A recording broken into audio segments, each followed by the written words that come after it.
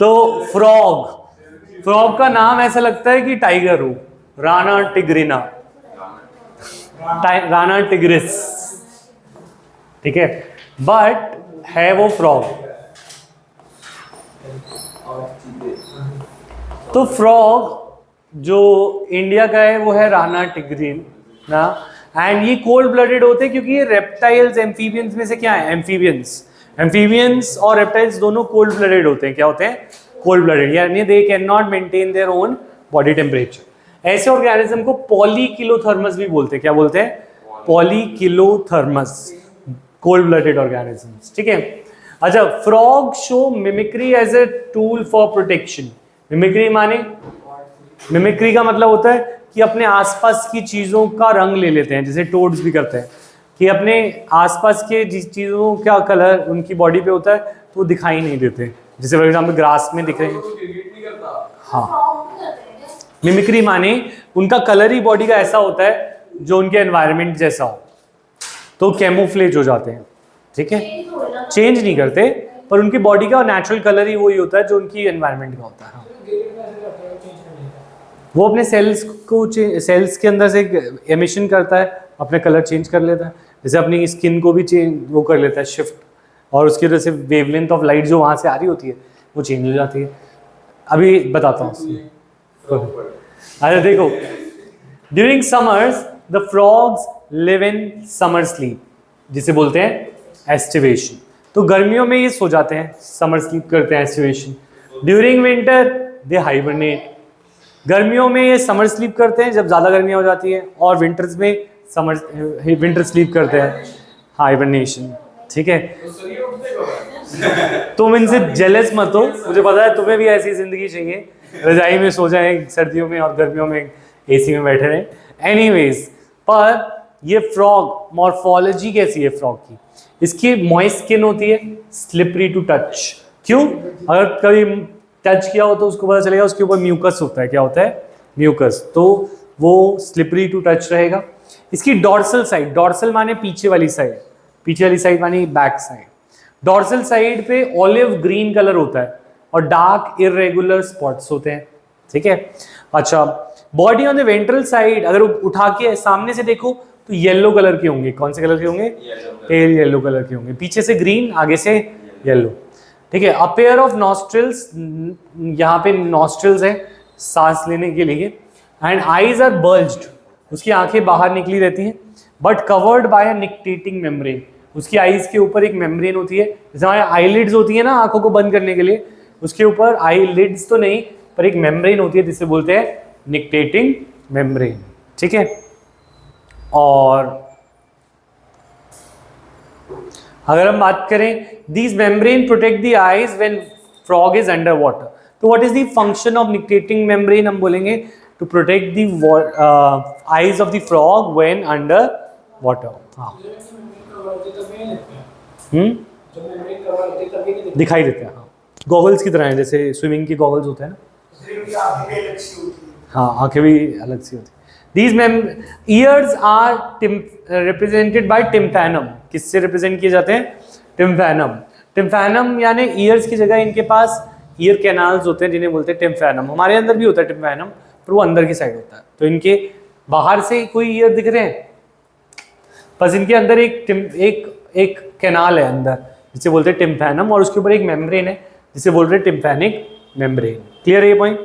अच्छा, the four limbs and the hind limbs. Four limb माने हाथ और हाइंड लिम्ब माने पैर। स्विमिंग के लिए अडेप्टेड है और जंपिंग के लिए, लीपिंग एंड बरोइंग, लैंड के नीचे भी ये अपना घर बना लेते हैं।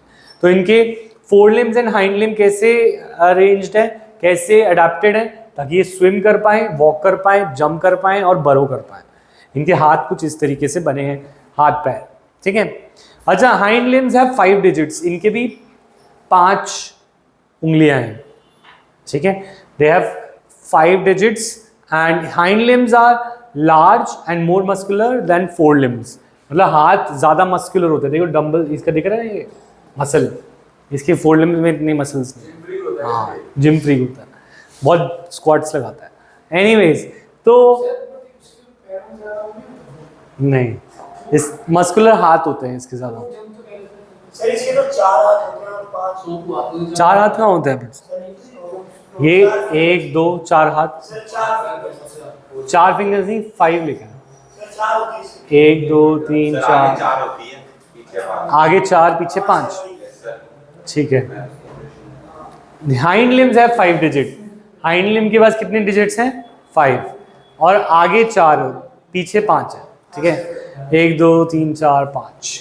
अच्छा, इसके वेब डिजिट्स हैं। वेब माने इनकी उंगलियों के बीच में भी एक वेब है, और ये वेब क्या करता है उन्हें, जैसे डक्स के पास होता है, वो पानी में स्विम करने में हेल्प करेगा। मतलब ये दोनों में ऐसे सर। किसमें? और वाटर में लाइन, हाँ वेब स्विमिंग में, ठीक है। अच्छा बात नहीं, हाँ फ्रॉग्स को जब ऐसे पकड़ते हैं तो वो दूसरी रिलीज करते हैं। हाँ वो क्या होता है?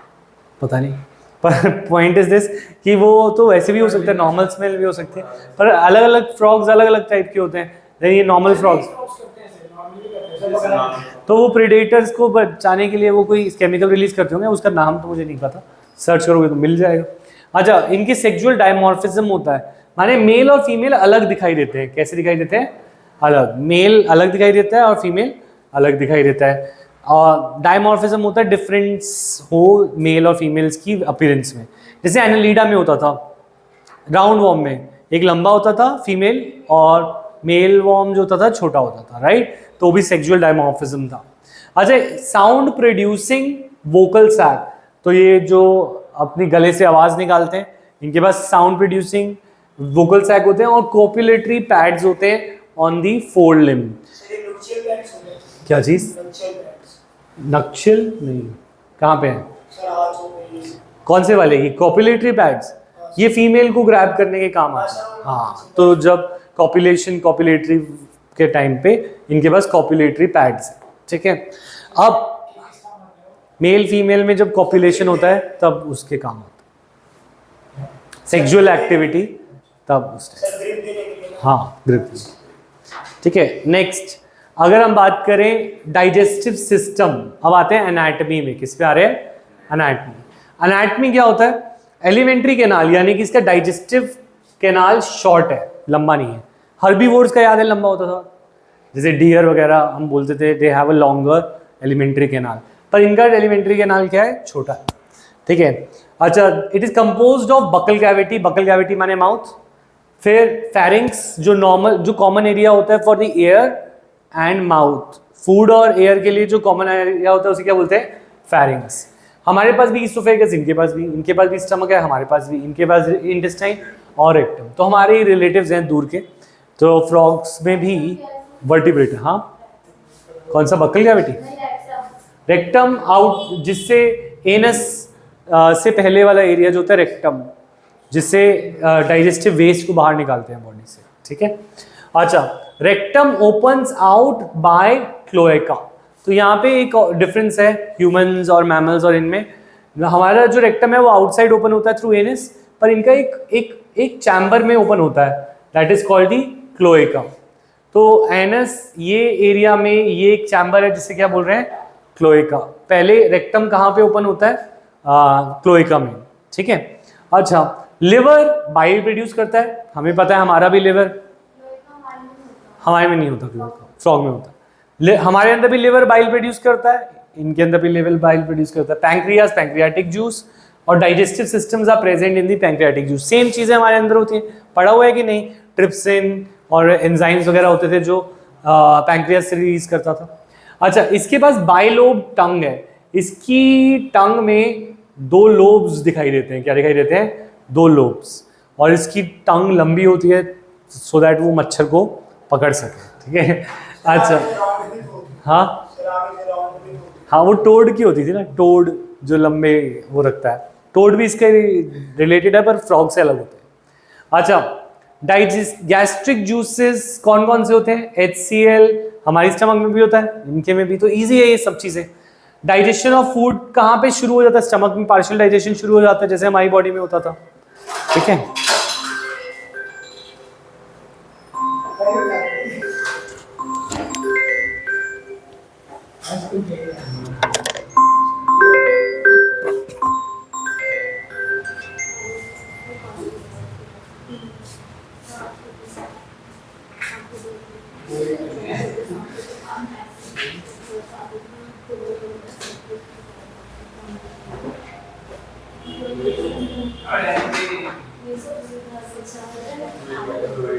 सर नोट्स के आगे रीड करें नोट्स वाले में है पर स्पीशीज वगैरह स्पीशीज हमें तो नोट्स नहीं हो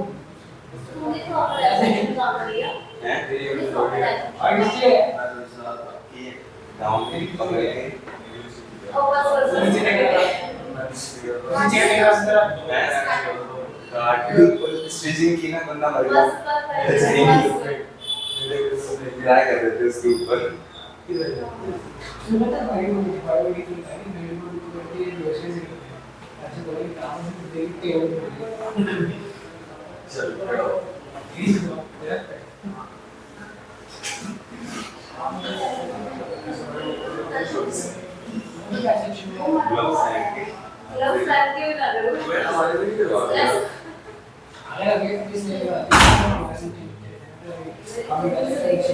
और बाद में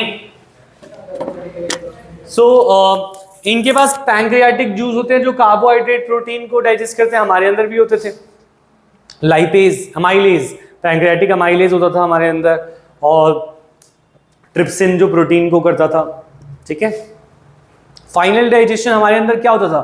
स्मॉल इंटेस्टाइन, इनके अंदर भी सेम स्मॉल इंटेस्टाइन।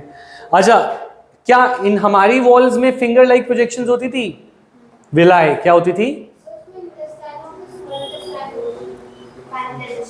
इनके अंदर स्मॉल इंटेस्टाइन ही होगा फाइनल, जिसमें एब्जॉर्प्शन, अच्छा लार्ज भी होती है। अच्छा देखिए, एब्जॉर्प्शन के अंदर हमारे डाइजेस्टिव ट्रैक्ट में विलाय होता था। क्या होता था? विलाय, जो सरफेस एरिया बढ़ाते था।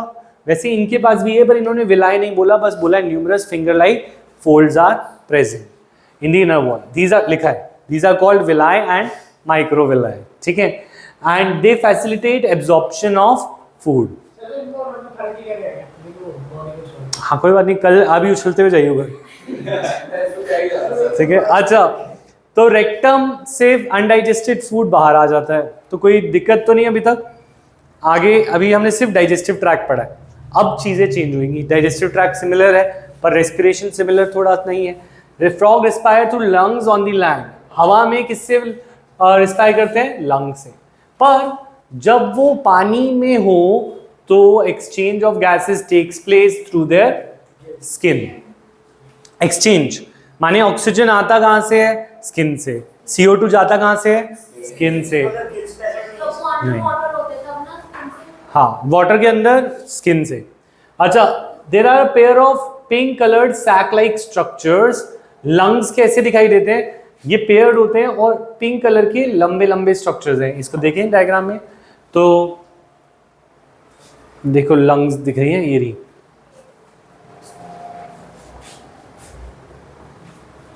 ये देख रहे हैं पिंक कलर के बैग लाइक स्ट्रक्चर्स, ये इनके क्या हैं? लंग्स। क्लियर है ये पॉइंट?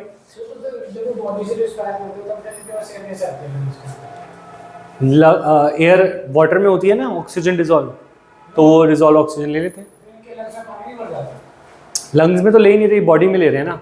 बॉडी से सीधा ऑक्सीजन जो है ब्लड वेसल्स में ले जाते हैं और CO2 से डायरेक्ट बॉडी से बाहर फेंक देते हैं। हाँ, पानी के बाहर क्यों नहीं आता? आता तो है पानी के बाहर, तो लंग से करता है। तब वो लंग से करता है ना, तब बॉडी स्किन से नहीं करता। पानी में देखो बॉडी एयर से लेगा, जब वो लैंड पे हो तो वो नॉर्मल इंसानों की तरह सांस लेता है, नाक से सांस लेगा लंग्स में और लंग्स से छोड़ेगा। ठीक है, अब जब पानी में जाता है तो वो अपनी स्किन से लेता है। वो ठीक है, अब तू कह रहा है कि बाहर आके भी स्किन से ले लेता। हाँ, वो कह रहा है कि बाहर आके भी वो स्किन से ले लेता है। ये प्रॉब्लम है तेरी। तो बाहर के लिए अडेप्टेड नहीं है, क्योंकि फॉर एग्जांपल पानी के अंदर तो बहुत गंदी हो गया है। उसके पोर्स बंद हो जाएंगे बॉडी के, हो गया तो नाक से ले लेगा। पर एनीवेज वो ज़्यादा सेफर ऑप्शन है ना नोज से लेना, क्योंकि नोज हमारा कंडक्टिंग पार्ट पूरा का पूरा उसे ह्यूमिडिफाई करता है एयर को, एटसेट्रा एटसेट्रा।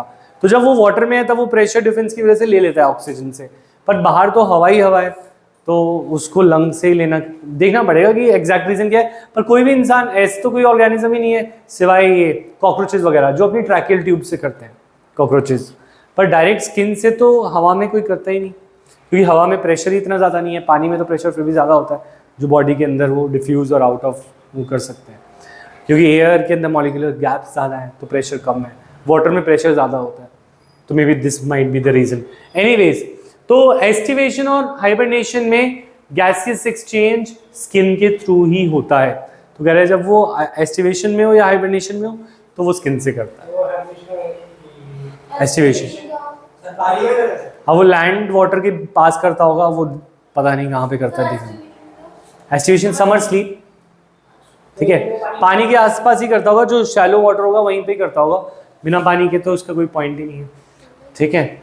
अच्छा, blood vascular system, the vascular system is close type, that means इसके अंदर ब्लड वेसल्स हैं, क्या हैं, ब्लड वेसल्स, और ब्लड वेसल्स वेल डेवलप्ड है।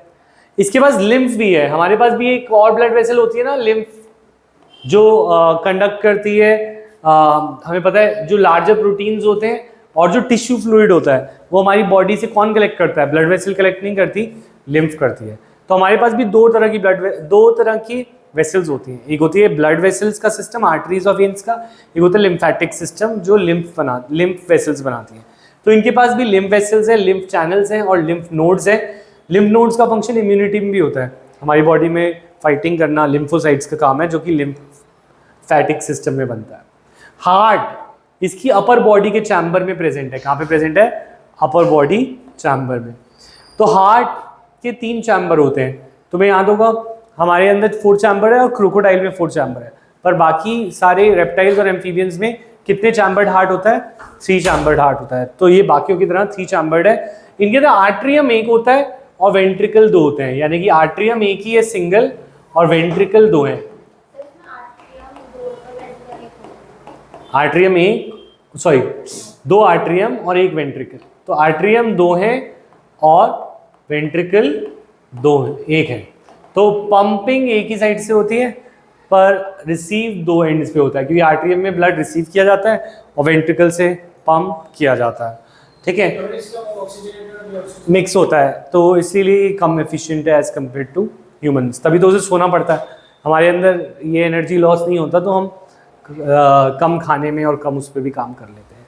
हाँ मैम, जब इन बारिशें होती हैं, मौसम सही होता है, सुहाना होता है, तो निकल आते हैं अपने बेड से, जैसे अभी जाओगे पार्क में तो आवाज़ें आ रही होंगी, ठीक है। अच्छा, हाँ, इन्हें पता कैसे चलता है टेम्परेचर, बॉडी से पता नहीं लगता ठंड कब लग रही है, गर्मी कब लग रही है, सोते हुए भी ठंड लगती है इंसान को। Anyways, blood, a triangular structure called sinus venosus joins the right atrium. Blood from vena cava reaches the sinus venosus. The ventricle opens into a sac called conus arteriosus on the ventral side of the heart. तो ये क्या कह रहे हैं, इसको 3D में कैसे, point is this कि हमारे पास वो कह रहे हैं वीना केवा, तुम्हें याद है ब्लड, डीऑक्सीजनेटेड ब्लड कहाँ से आता था, वीना केवा से। किससे आता था, वीना केवा से। आने से पहले ब्लड एक कैविटी में जाता है और ये कैविटी हमारी है कौन सी, साइनस वेनोसस। कौन सी कैविटी में जाता है ये, साइनस वेनोसस, और साइनस वेनोसस से it enters into the right atrium. तुम्हें याद होगा लेफ्ट वाले को राइट बनाते हैं और राइट वाले को लेफ्ट बनाते थे, हार्ट बनाया ना 10th में। तो राइट आर्टरियम में ब्लड आता है वेना केवा से, हमारे अंदर डायरेक्ट आता है, पर इनके अंदर एक कैविटी से होते हुए आता है, उसका नाम है साइनस वेनोसस, ठीक है। वो कह रहे हैं जब वेंट्रिकल ने ब्लड को पंप करना है, वेंट्रिकल ने ब्लड को क्या करना है, पंप, तो वो एक और कैविटी से होते हुए जाता है और उस कैविटी का नाम है कोनस, ट्राइंगुलर है तो इसलिए कोन्स की तरह इसे नाम दिया गया, कोनस आर्टरियोसिस, आर्टरियोसिस, ठीक है। तो कोनस आर्टरियोसिस वो एरिया है और ये डॉर्सल साइड पे होता है, यानी हार्ट की पीछे से निकलता है, हार्ट के बैक साइड से बाहर आता है। तो 2 नए स्ट्रक्चर्स है जो हमारे हार्ट में नहीं है, जो इनके में है। एक वीना केवा से आने से बाद ये पहले साइनस वेनोसस में जाते हैं, फिर ये आते हैं राइट आर्टरियम में, और जब ये वेंट्रिकल से जा रहे होते हैं तो ये पहले कोनस आर्टरियोसिस से जाते हैं। जैसे कोन एक ट्राइंगुलर स्ट्रक्चर होता है, ये कोनस भी कैसा है, एक ये ट्राइंगुलर स्ट्रक्चर्स हैं। कैसे हैं, ट्राइंगुलर स्ट्रक्चर्स, ठीक है। अच्छा, इसका डायग्राम है कहीं बना, ये समझ नहीं आया, कहाँ तक है ये? थोड़ा ऐसे ही। हमें ये है सुनो। अच्छा मैं ये कह रहा हूँ, तुम्हें हार्ट का डायग्राम याद है 10th वाला? नहीं, तुम्हें याद है यहाँ पे राइट आर्ट्रियम होता है, यहाँ पे राइट वेंट्रिकल होता, सॉरी लेफ्ट आर्ट्रियम होता है, और नीचे क्या होता है? Right ventricle, right? ठीक है, अब हम कह रहे हैं पहले यहाँ से वीना केवा आती थी क्या?